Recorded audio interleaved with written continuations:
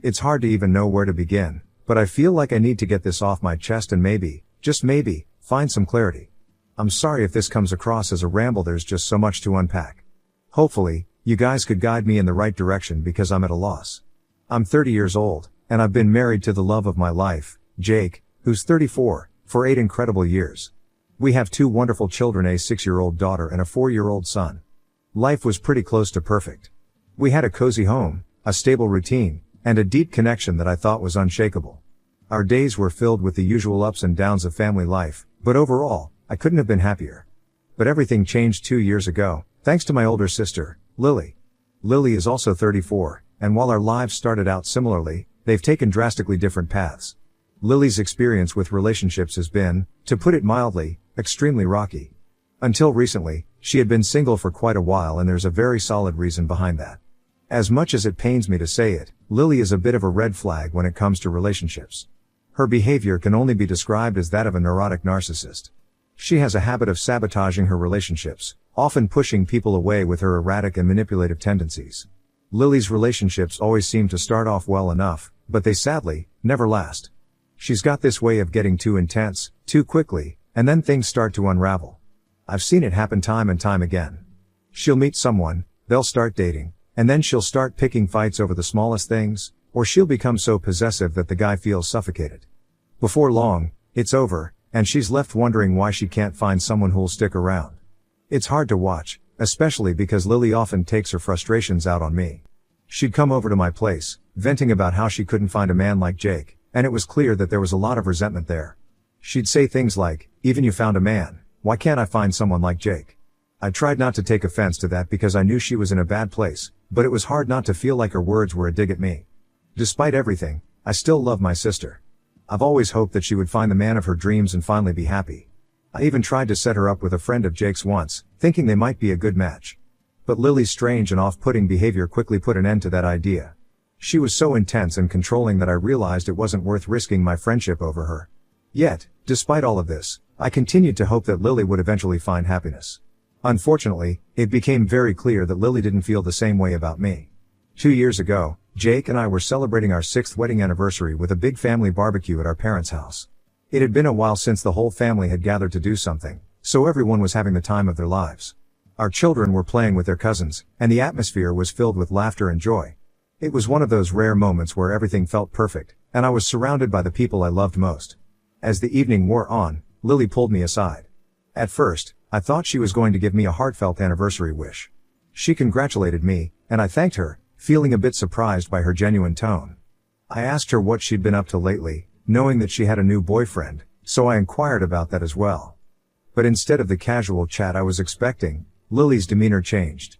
She looked at me with a strange intensity, and the next words out of her mouth caught me completely off guard. She claimed that after Jake and I got married, they went behind my back and had an affair for a while. At first, I thought it was some twisted joke and even laughed, but no. Lily was dead serious. She said that after the wedding, Jake started texting her, and what began as innocent getting to know you messages soon turned into deep emotional talks.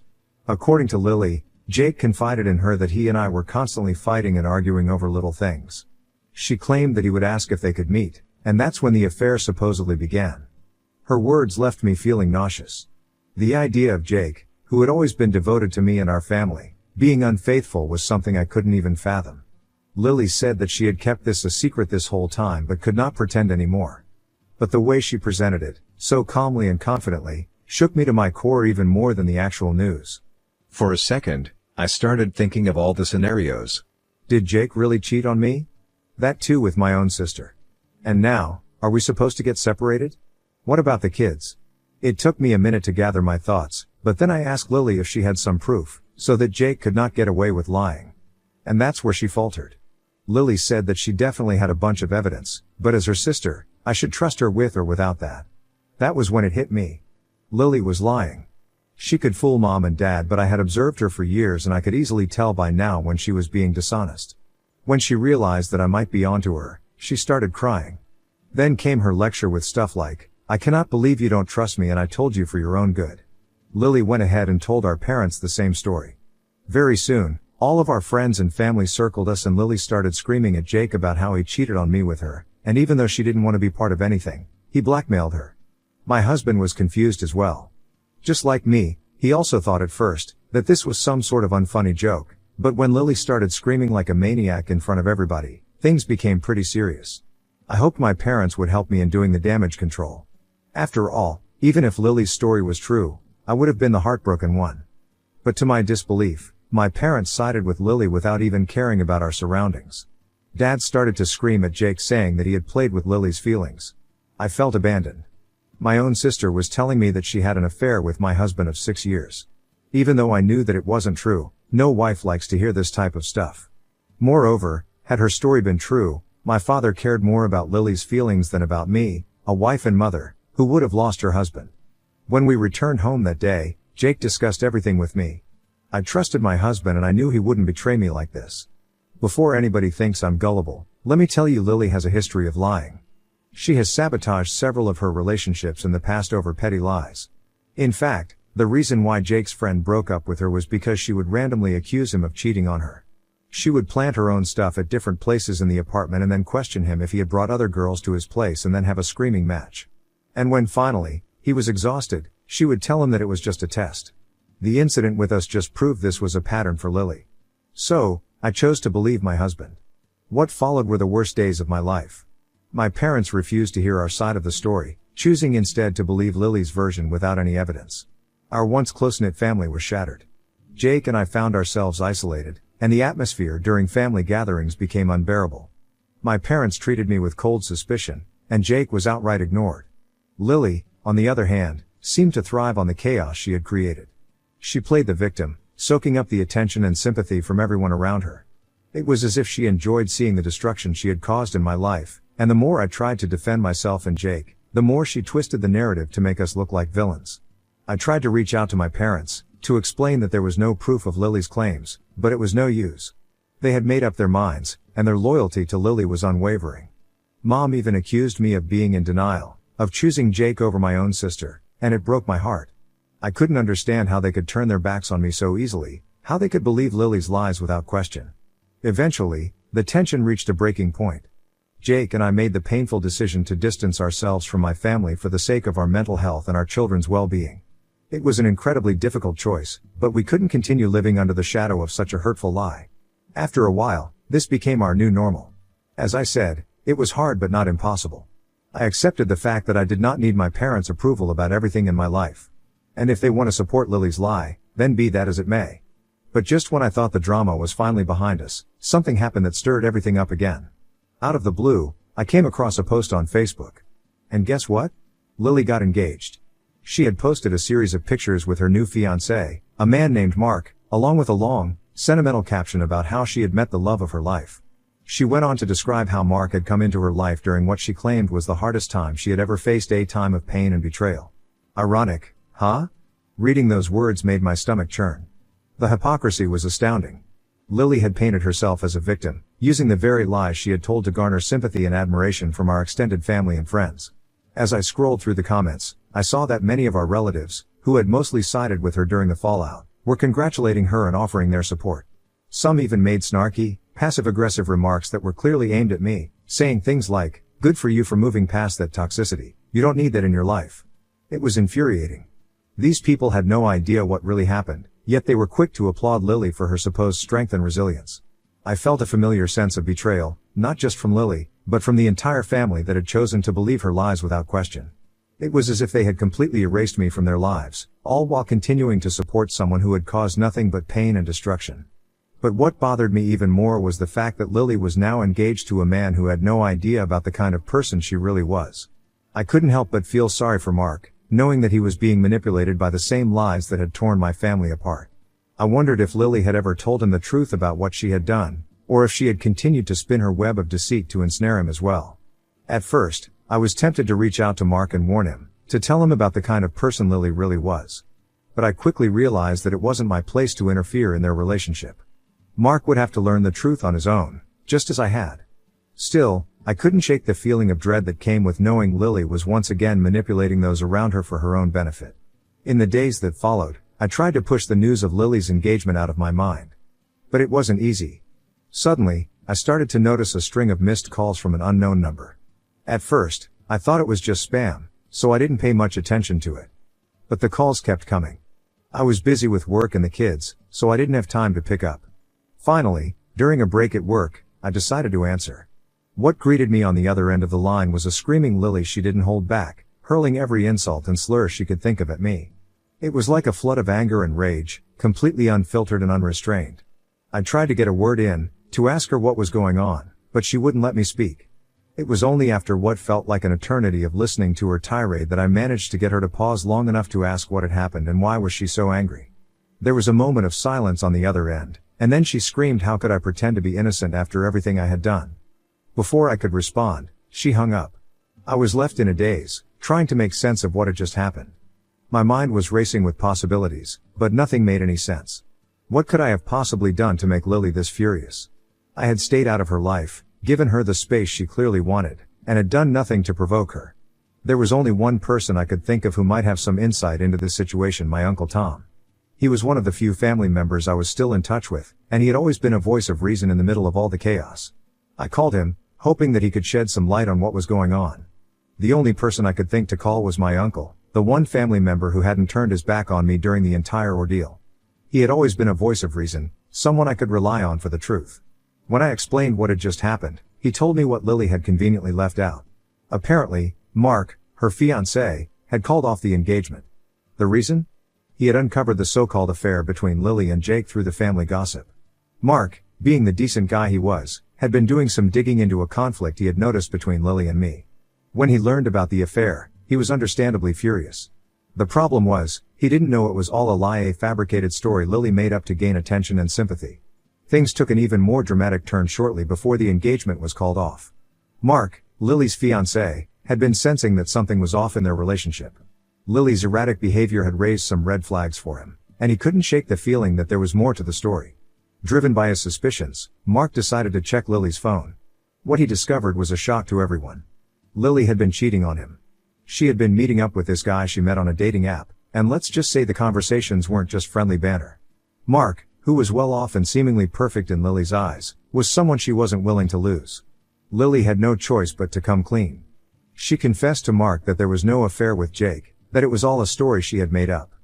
But instead of salvaging her relationship, her confession backfired. She did not deny the chats with the guy on the dating app. Mark was horrified, of course, by the affair, but also by the lie. The lengths Lily had gone to in order to maintain the act. It painted Lily in an even darker light, and Mark wanted nothing to do with her after that. In the aftermath of Mark calling off the engagement, Lily's life began to unravel. Her lies were now public knowledge, and the very people who had once supported her started to distance themselves. The relatives who had been so quick to believe her story about Jake and me now questioned everything. Their snarky comments and supportive messages vanished as they realized the depth of Lily's deception. My parents, who had so easily taken her side 2 years ago, were left reeling from the truth. They had been manipulated, just like everyone else, and now they had to face the consequences of their blind faith in Lily's lies.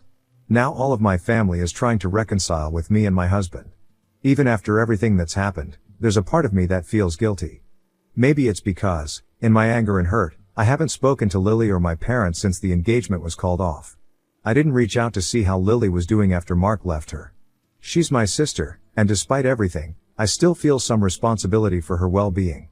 I know she brought this on herself, but it's hard to shake the feeling that I should have done more, even if just to check in. Another part of me feels guilty for keeping my children away from their grandparents.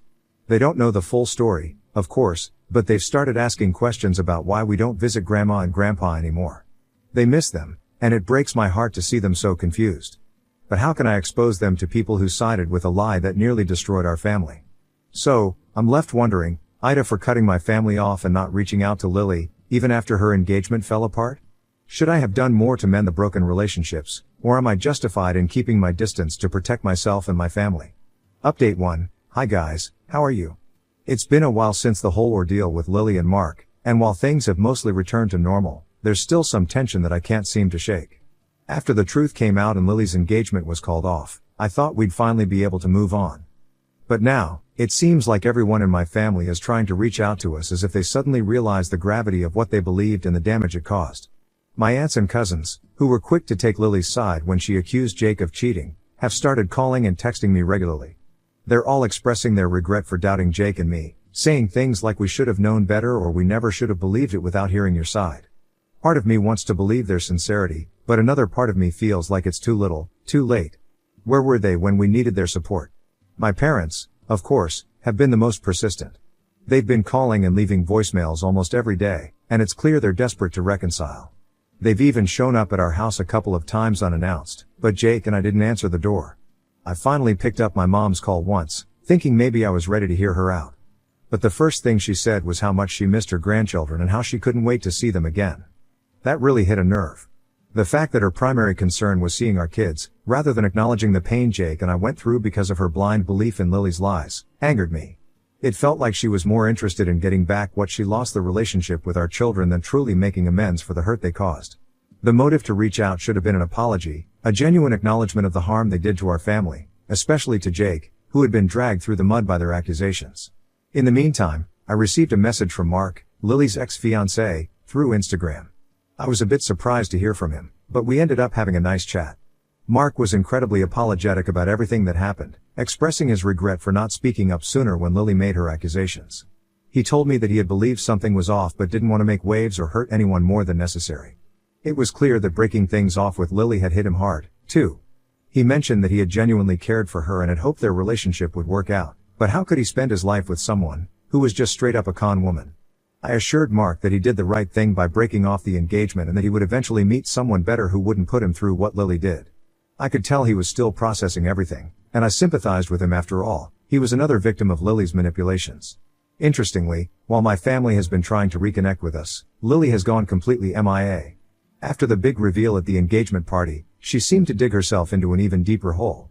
She tried to throw out more wild accusations, claiming that I had cheated on Jake and that he had always secretly wanted her instead. But honestly, by that point, no one was listening. It was as if everyone had finally seen through her lies and manipulations. I wasn't even surprised by the things she said anymore. Instead, I felt a mix of emotions. On one hand, I was upset and sad for Lily because it was clear that she needed some serious help. No sane person would continue down this path of self-destruction. On the other hand, I felt a sense of relief that my husband was being seen as a cheater and I as a stupid woman. Despite the guilt and sorrow I feel for my sister, I know that the best thing for my family right now is to keep our distance from all this toxic drama. We've been through enough, and I need to focus on protecting my husband, my children, and myself from further harm. I'm grateful for the clarity that's come out of all this, even if it's been incredibly painful to get here. I also want to thank everyone who took the time to read my story and offer their support and suggestions. It's been a difficult journey, but the kindness and understanding I've received from strangers has made it a little easier to bear. I am grateful to you all for helping me see things more clearly and for giving me the strength to do what's best for my family.